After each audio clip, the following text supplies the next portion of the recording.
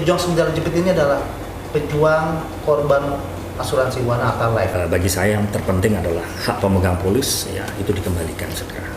Kalau para tergugat, institusi-institusi ini memiliki moral obligation, memiliki sense of justice, mestinya mempercepat prosedur itu. Jangan justru memperlumit. Evelyn Petruska dan keluarga, mereka membawa kabur, menjarah 15,9 triliun para korbannya, dan kita ibaratnya filosofinya sebagai korban yang mencoba melawan suatu kekuatan besar. Sangat sedih, capek ya, kita sudah berkorban untuk mengawal sidang ini. Kita sudah berkorban banyak waktu, tenaga, ya materi. Iya. Dengan satu harapan, uang kami kembali. Nah, tadi kita sempat bincang sama Ibu kan mengenai Evelyn Petruska lagi di Amerika. Nah, sempat beberapa waktu kalau salah Pak Eron ya, luar biasa Pak Eron nih ke Amerika. Sampai di videoin, sampai viral tuh. Nah, saya pengen tahu tuh bagaimana sih Pak sampai bisa punya inisiatif gitu dan akhirnya ternyata ada orangnya. Tapi kok jadi begitu ya? Maksudnya harusnya kan ditindak dong. Kok sampai sekarang dengan santainya, boleh nggak Pak ceritain? Bener-bener kapan? Investigator. Jadi asal muasal kenapa saya bisa sampai berangkat ke Amerika itu adalah berdasar kecemasan dan kekecewaan saya dan semua korban di Wanata. Kenapa? Setiap kita menanyakan di mana buronan itu, semua tidak ada yang mau kasih tahu. Kita tanya ke OJK nggak tahu. Tapi nggak taunya nggak tahu tanda kutip. Saya yakin. Kita tanya ke pihak yang berwenang lainnya juga pada nggak ada yang kasih jawaban tuh. Terus kita sebagai korban, kita mau cari itu si ownernya, kita minta pertanggung jawaban ownernya ke siapa? Siapa yang mau ganti? Akhirnya kita bertekad, kita dalam satu tim kita searching di mana sih nih si buronan nih, sampai akhirnya kita dapat informasi kiri kanan baik dari teman saya yang berada di Amerika sendiri juga semua tim lah bekerja sama, diketemukanlah alamatnya di Beverly Hills, Beresford. Saya rada lupa karena itu udah kejadian 1 tahun yang lalu. Iya. Karena saya ingat saat itu saya berangkat 4 Oktober 2023 saya berangkat ke Amerika. Sesampainya saya di Amerika nih saya mencoba mengingat ya kejadian 1 tahun yang berlalu, yang sampai sekarang masih tanpa hasil sih. Jadi saya coba mengingat lagi. Jadi saya berangkat ke Amerika 4 Oktober 2023. Sesampainya di sana saya bertemu dengan teman-teman. Kita membicarakan masalah benar gak nih rumahnya target kita. Lalu kita mempersiapkan cara kita sampai ke sana gimana, harinya untuk kita eksekusinya. Akhirnya ditentukanlah 10 Oktober saya berangkat ke rumahnya dengan persiapan yang matang. Saya sudah mempersiapkan tadinya beli kue, videonya aja masih ada. Ya, saya siapkan kue seolah-olah saya itu mau berkunjung ke teman lama. Karena saya tahu untuk memasuki rumahnya itu nggak gampang. Di depan saya udah pasti dijegat. Jadi saya udah harus punya skenario. Saya mulai dari beli kue, saya pesan sampai saya skenariokan apa yang akan saya lakukan pada saat saya ke sana. Nah, pada hari H-nya di 10 Oktober saya berangkat. Dan benar sesuai dengan perkiraan saya. Saya dicegat di depan kompleknya karena dia tinggalnya di Beverly Hills, itu suatu komplek ya orang-orang kaya, paling mewah ya, mewah. Karena ada beberapa kan kalau dia klaster paling atas tuh paling mahal. Ini dia biasa. Dia rumah klaster di dalam klaster. Jadi kita untuk memasuki suatu kompleknya itu kita mesti melewati suatu gate lagi. Dan di situ saya ditanya sama security-nya, tujuannya mau apa gitu loh, mengunjung ini. Saya bilang saya pengen mengunjung ini saya mau kasih kue. Saya tunjukin ada semua di videonya.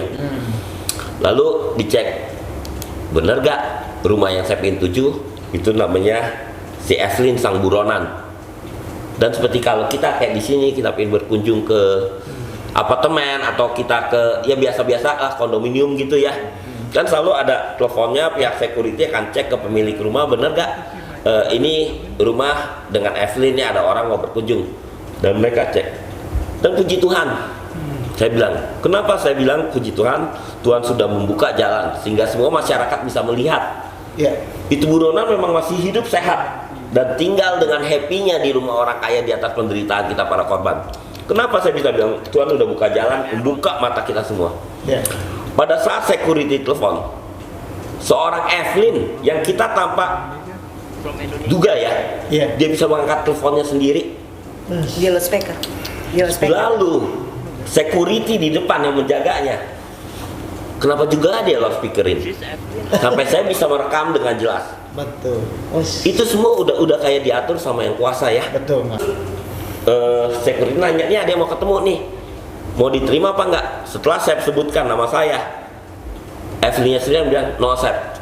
Artinya apa? Dia benar-benar tinggal di rumah itu dan dia masih dalam keadaan sehat, tapi dia tidak tersentuh hukum. Pada saat itu antara saya kalut, dakdikduk, cemas, kesel, waduh itu udah campur aduk lah ya. Campur aduk. Saya udah gemes, ini Bu Ronan ada di depan mata ini. Saya tapi nggak bisa berbuat apa-apa karena saya di negara orang. Betul. Lalu saya lapor lah ke tim, ke Prof Firman dan ke tim inti. Iya. Ini penemuan saya begini, lalu saya dianjurkan, oke, berangkat ke Komjen LA yang memang Beverly Hills masuk dalam wilayah kekuasaan dari Komjen LA. Iya. Besokannya pas besokannya juga kok, tanggal 10 saya nemuin itu Bu Ronan berada di Beverly Hills, tanggal 11 saya langsung ke Komjen LA, saya langsung melaporkan kejadian itu dan saya tentunya meminta perlindungan hukum karena saya tahu ini penjahat nih, bukan hanya ngejarah uang, dia ngejarah nyawa juga, dia tega. Terbukti kok dari korbannya udah banyak yang meninggal karena sakit, karena gila, depresi apa semua tanpa ada pedulinya. Artinya memang ini orang udah nggak punya hati. Penjahatnya ini udah penjahat. Udah saya bilang psikis, udah nggak peduli lagi. Saya melapor ke Komjen karena saya juga khawatir dengan kehidupan saya ya. Saya minta perlindungan hukum. Dan saat itu memang saya bertemu dengan Pak Charles selaku Komjen LA. Saya ditangani dengan baik. Lalu ditanya, saya sudah menceritakan semua kronologinya. Lalu dari Komjen LA pun langsung merespon, melanjutkan laporan saya ke KBRI Washington. Saat itu KBRI Washington di bawah atase Dirjen Martinus. Berselang kurang lebih 2 minggu ya dari penemuan saya lupa ingat soal kejadiannya udah hampir 1 tahun. Berselang dari pelaporan saya di Komjen LA, 2 minggu kemudian saya dapat jawaban dari KBRI Washington yang menyatakan bahwa mereka sudah menerima laporan saya, lalu sudah berkoordinasi dengan pihak Barreskrim, atase kepolisian kita, juga pihak kedubes Amerika yang ada di Indonesia maupun yang ada di Amerika sendiri. Jadi artinya apa? Mereka sudah berkoordinasi dan mereka sudah, saya nggak tahu ya, itu kan suratnya, saya bukan orang hukum dan saya yang tidak ada di lapangan. Mereka bilang sudah berkoordinasi, yang artinya semua pihak-pihak terkait ini sudah tahu, sudah saling dihubungi nih. Tinggal libatnya nangkapnya doang kan kalau saya orang awam. Saya hanya manusia biasa sebagai korban yang berharap saya sudah melapor, mereka sudah tindakin, tinggal saya tunggu ditangkapnya. Ternyata hampir setahun. Terakhir yang saya dengar kabar, dia masih minum kopi di Starbucks sama teman-temannya dengan leluasanya tanpa ada takutnya. Artinya apa? Ini penjahat ngecilin hukum Indonesia. Apa kita benar-benar hukum di Indonesia tuh dipermalukan oleh seorang Evelyn, warga si kampret? Hukum kita kayak dianggap main-main, nggak ada apa-apanya. Kayaknya dia super body banget ya. Sampai bisa minum kopi di Starbucks. Masih hidup enak ya? Hidup enak. Masih hadir di acara fashion show. Produk-produk branded juga senang. Bayangin di mana gitu loh kita, masa hanya seorang Evelyn, keluarga Evelyn bisa melakukan hukum di Indonesia.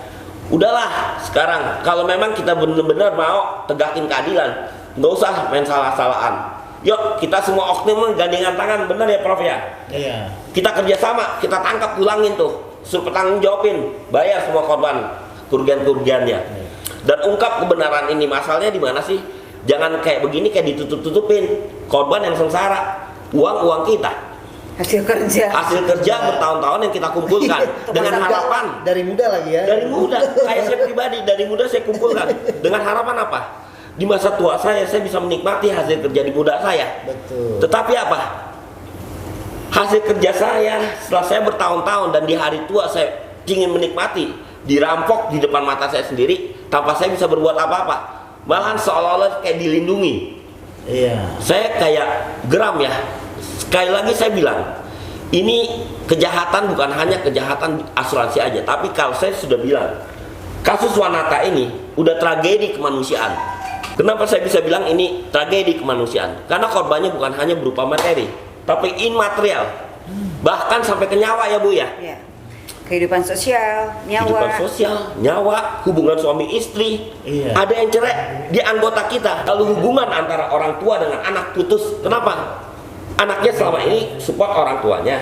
Lalu orang tuanya tabung sedikit, mereka kumpulin lalu mereka masukkan ke Wanata. Dianggapnya apa? Salah orang tuanya. Si anak menyalahkan orang tuanya dan tidak mau bantu lagi. Kita pun ada data-datanya itu. Lalu kita punya data lagi apa?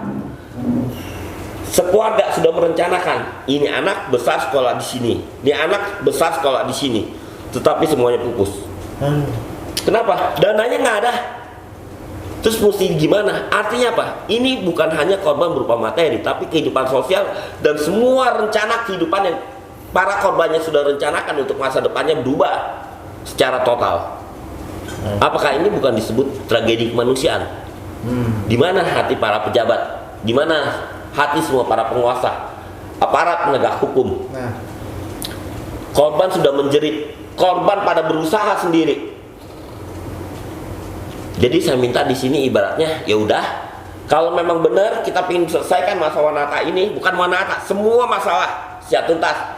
Sesama anggota ataupun sesama aparat hukum, nggak usah saya tunjuk-tunjuk lempar kesalahan, tapi mari kita gandeng tangan. Sama-sama kita selesaikan masalah ini. jadi ini istilahnya kejahatan yang terstruktur kita lihat. Wah, ini udah bukan kejahatan terstruktur, mafia kejahatan. Saya bilang ini udah mafia kejahatan, benar ya Prof ya? Nah sekarang Prof dari sisi hukum gimana lihat begini? Malu sebenarnya buat kita ya, punya efek moral juga ya, saya nyebutnya lost moral standing. Kita bisa kehilangan moralitas kita ketika kasus macam ini tidak ada perhatian yang sungguh-sungguh, apalagi dalam rantai sistem peradilan yang terpadu. Kata terpadu sebenarnya sudah terintegrasi. Kenapa saya katakan begitu? Si DPO ini semuanya ini ketika dia berada di tempat lain, di negara lain, katakanlah jenis kejahatan semacam ini disebut borderless crime, sampai batas-batas negara itu dilewati ya, karena dia lari dan sesungguhnya sudah ada yang namanya mutual benefit commitment di antara beberapa negara, apalagi kepolisian sudah punya hubungan dengan FBI, Interpol ya. Ini koneksitas yang namanya mutual legal assistance ya, MLA itu, perjanjian kerjasama timbal balik itu sebenarnya tidak ada hambatan. Apalagi berbagai presiden, termasuk kasus pengungkapan kasus pembunuhan yang ada di Amerika sudah pernah kan jadi presiden di Indonesia. Jadi hambat. Itu kan sudah banyak. Jadi buat saya memang tidak ada apa yang dikatakan oleh Pak Heron ya. Sebenarnya ini justice delay, justice deny. Kenapa harus memperlama-lama hal semacam itu? Betul. Kedua, dalam konteks pejuang advokat pejuang dan pejuang advokat, saya harus sampaikan sebagai Ketua Umum Peradin dan Sekjen saya Pak Dr. Hendrik Purnomo, Pak Edi, Pak Sekjen, struktur ada di Peradin selama ini ya sudah bekerja keras semampu kita menggunakan upaya-upaya hukum yang bisa kita lakukan. Termasuk kami juga meminta bantuan lembaga konsumen, lembaga badan penyelesaian BPK, perlindungan konsumen. Kebetulan Prof. Mufti ya yang sudah menerima dan sekarang juga ikut memproses. Track ya, double track proses ini saya coba untuk mempercepat bagaimana penyelesaian dan penuntasan kasus. Mudah-mudahan apa yang saya katakan tadi ya ini memberikan harapan. Ya, jangan sampai orang berpikir, keadilan itu cuma slogan, ya, cuma narasi mistis saja yang orang disuruh percaya, tapi sulit pembuktiannya. Nah kalau itu sudah seperti itu, suasananya seperti lawless ya, seolah-olah seperti tanpa hukum. Saya tidak berharap ada pemikiran semacam itu, tapi tentu sense of justice, rasa keadilan kita ya, tersentuh lah mendengar beliau tadi ya, Mutin dan Pak Eron, investigasinya. Seorang warga negara melakukan investigasi sampai ke negara lain. Luar biasa. Dan itu bisa dilakukan secara independen. Saya Sangat salut luar Pak. biasa. Karena Saya tekad, hormat Pak. dan sebagainya. Karena tekad. Dan itu bagian dari memang strategi-strategi yang kita jalankan, bagaimana untuk mencari sang pelaku. Karena directing mind and build company-nya ini ada di orang-orang ini. Dan itu memang sudah waktunya untuk segera dipulangkan atau dipulangkan dan diproses di adilan. Tidak ada kesulitan soal itu. Penghujung acara kita hari ini, kita pengen tahu sih harapan dari Bapak Ibu juga dengan masalah ini, semoga kedepannya bagaimana dan pada akhirnya goalnya apa yang kita akan capai. Boleh dari Pak Eron sih harapannya bagaimana? Kalau saya harapannya ya, mungkin harapan saya itu samalah seperti orang-orang pada umumnya, kita semua para korban. Kita pengen uang kita kembali. Nggak usah dipersulit lah, nggak usah dibuat berbelit-belit, dibuat belokin kiri kanan. Dengan kita menunjukkan polis kita aja sudah menunjukkan bahwa kita adalah pemilik yang sah. Kita yang punya itu dananya. Tolonglah kembaliin hak kami. Nggak usah dibuat jadi ribet. Hanya itu kok. Itu hasil kerja keras kita yang kita sudah kumpulkan. Saat ini kita minta hak kita dikembalikan lagi. Tolonglah Pak Hakim dan semua para pejabat aparat penegak hukum yang berwenang. Ini adalah benar hak kami dan kami menuntut untuk dikembalikan. Terima kasih. Sama, oh ya, lupa saya Pak. Kenapa? Sidang kemarin pada saat 13 Agustus, kebetulan di sidang kemarin itu ada mahasiswa dari Fakultas Hukum yang ikut dalam persidangan. Ya. Pada saat itu saya bertanya ke mahasiswanya, Dek, teori yang kamu dapati mengenai keadilan dengan praktek di lapangan itu gimana, Dek? Mau tahu Pak jawabannya? Nah, khususnya ke Prof nih ya. Mau tahu jawabannya? Kita mau tahu apa jawabannya? Ternyata katanya teori yang saya dapatin di kampus berbeda dengan yang lapangan. Itu jawaban mahasiswanya. Betul. Apa? Teori yang saya dapatkan sama di persidangan langsung itu berbeda. Jadi kita ini sulit untuk mendapatkan keadilan, di mana para pemerintah pada tutup telinga, pada melihatnya hanya ke atas bukan ke bawah. Emang teori dan praktiknya itu sangat berbeda sekali. Secara teori emang kita mungkin terlihat kaku atau terlihat emang hukum ini harus berjalan lurus dan harus linear ya. Tapi dalam praktiknya ya, hukum itu juga fleksibel dan emang harus kita mencari gimana sih yang benar. Kita nggak harus memperhatikan tentang praktiknya, tapi kita harus perhatikan tentang etikanya, moralnya dan para korbannya juga. Itu jawaban mahasiswanya. Betul. Apakah benar Prof keadilan begitu sulit? Kalau mahasiswanya saya kasih 9 itu kalau. Wih, Kira-kira gitu. saya mau daftar aja. Aparat hukum. Nih ya, untuk semua aparat dan pejabat hukum, seorang mahasiswa bisa berkata demikian. Kalau memang kita pengen rubah itu semua, yuk kita rubah. Masa sih hanya keadilan begitu susahnya? Padahal keadilan bila kita mempunyai hati nurani yang benar dan kita hanya tertuju kepada yang kuasa, keadilan itu adalah hak semua orang, nggak bisa dibedakan. Apakah begitu susahnya? Apakah dunia ini udah agak ada orang yang berhati nurani dan punya akhlak moral? Bener ya Prof ya? Demikian Pak.